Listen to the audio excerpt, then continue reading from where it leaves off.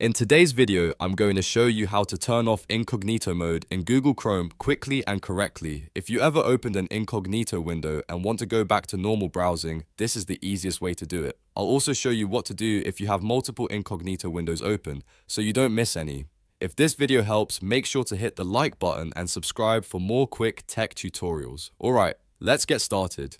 First, take a look at your incognito window. If you're on a Windows computer, you'll usually see the close button in the top right corner of the window. If you're using a Mac, that close button will be in the top left corner instead. Incognito mode is not something you turn off from a special setting inside Chrome. Instead, you simply close the incognito window itself. So go ahead and click the X icon to close that window.